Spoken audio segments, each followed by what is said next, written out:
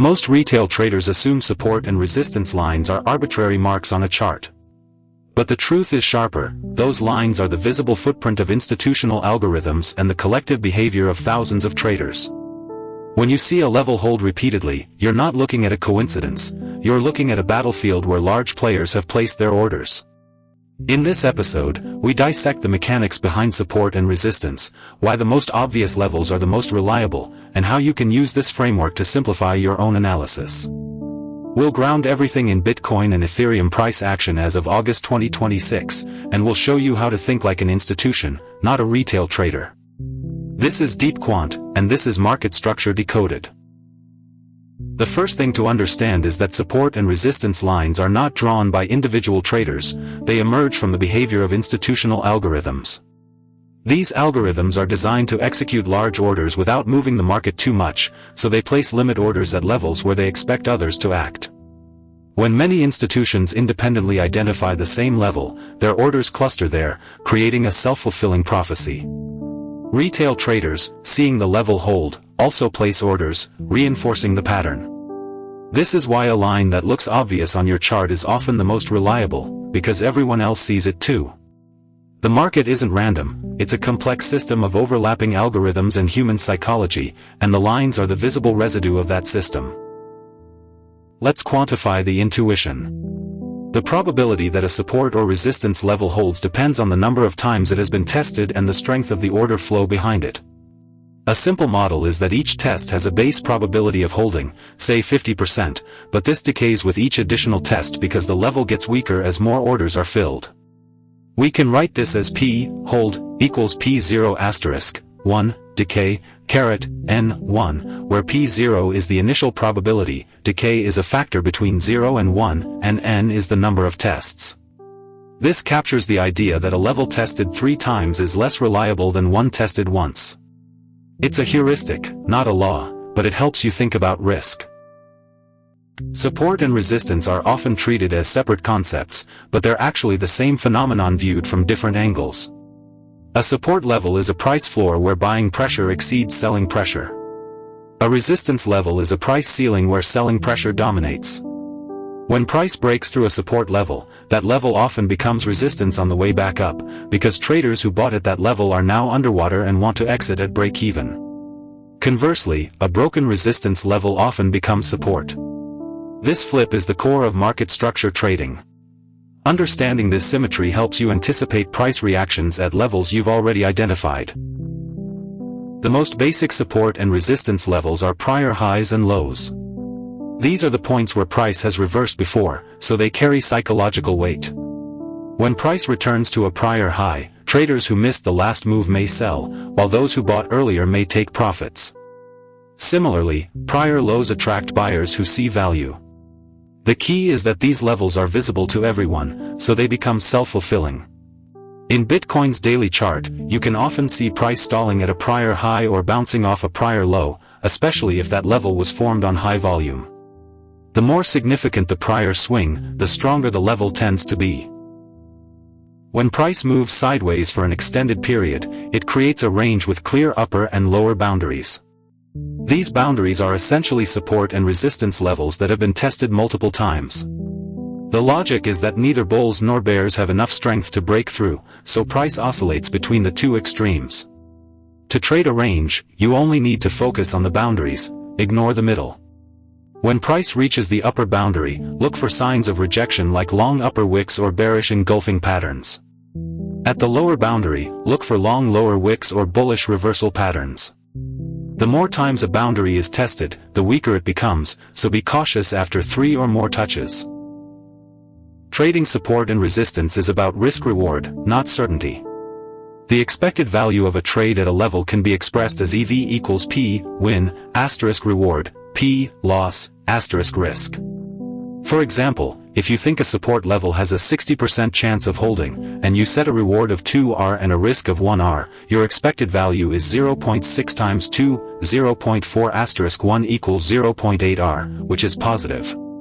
This framework forces you to think about probabilities and position sizing. It's not about being right every time, it's about having an edge over many trades. The key is to estimate P, win, based on the quality of the level, more tests, higher time frame, and clear reaction all increase the probability. Trendlines are simply support and resistance levels that slope with the trend. An uptrend line connects higher lows and acts as support, while a downtrend line connects lower highs and acts as resistance. The key is to draw the most obvious line, one that touches at least 2 or 3 points and is visible to everyone. Institutions use these lines to place orders, and retail traders follow suit, reinforcing the pattern. When price breaks a trend line, it often retests the line from the other side, turning support into resistance or vice versa. The more significant the trend line, the more reliable the reaction. But beware of overfitting. Drawing lines that only touch 1 or 2 points is not useful. When price breaks through a support or resistance level, that level often becomes the opposite type on the retest. For example, if Bitcoin breaks above a resistance level at $65,000, that level may become support on a pullback. This happens because traders who sold at that level during the breakout are now forced to buy back to cover their shorts, creating buying pressure. Similarly, a breakdown below support turns that level into resistance as trapped buyers try to exit. This role reversal is a powerful concept because it gives you a clear plan: wait for the retest, look for confirmation, and then enter in the direction of the breakout. The retest is your low-risk entry point. Gaps and the starting points of strong moves are powerful support and resistance levels. A gap occurs when price jumps from one level to another without trading in between, often due to news or overnight sessions. The gap area represents unfilled orders, and price often returns to fill the gap before continuing. Similarly, the origin of a strong rally, where price started its explosive move, is a level where many traders entered long. If price returns to that origin, these traders may add to their positions, while new buyers see a bargain. This creates a strong support zone. In Ethereum, you can often see price bounce off the origin of a major uptrend, as it did in early 2026. When trading a retest, you want a favorable risk-reward ratio. The formula is simple: RR equals target, entry, / entry, stop. For example, if you enter a long at $64,000 after a retest of support, set your stop at $63,500, risk $500, and your target at $66,000, reward $2,000, your RR is 4:1. A high RR means you can be wrong more often and still be profitable. The key is to place your stop beyond the level you're trading, so that if the level fails, you exit quickly. This is the essence of risk management. You don't need to be right most of the time, you just need to manage your losses. Whole numbers like $50,000, $60,000, or $100,000 act as psychological support and resistance because they are easy for traders to remember and set orders around. When Bitcoin approaches $60,000, many traders place buy or sell orders at that round number, creating a cluster of orders that can influence price. This is why you often see price stall or reverse at these levels. The effect is stronger when the whole number coincides with a prior high or low. In 2026, Bitcoin has been trading around $63,900, and the $60,000 level is a significant psychological support. Watch for reactions at these levels, but remember they are not exact. Price may overshoot slightly before reversing. A level that has been tested many times is often less reliable than one tested only a few times. Each test fills orders and reduces the imbalance that created the level. For example, if a support level has been hit 5 times and held, it may be running out of buyers. This is why professional traders often look for levels that have been tested 2 or 3 times, not 5. The 3-touch rule is a heuristic. After 3 tests, the probability of a breakdown increases. However, this is not a hard rule. Some levels hold for many tests. The key is to be aware of the number of tests and adjust your position size accordingly. A level tested many times is a warning sign, not a buying opportunity. Support and resistance are not magic, they are the visible outcome of institutional algorithms and collective trader behavior. The most obvious levels are the most reliable because they attract the most orders. Focus on prior highs and lows, range boundaries, trend lines, breakout retests, gaps, whole numbers, and multiple reaction zones.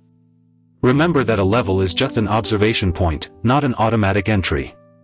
Wait for price to reach the level, then look for a reaction, a rejection wick, a reversal pattern, or a breakout with confirmation. Use risk-reward ratios to ensure your trades have positive expected value. And always remember, the market is a battlefield, and the lines are where the battles are fought. Until next time, trade smart. Markets reward discipline, not certainty. If this analysis helped, like the video and subscribe to DeepQuant. Tell us in the comments which market idea we should test next. Evidence beats noise. Control risk before chasing returns.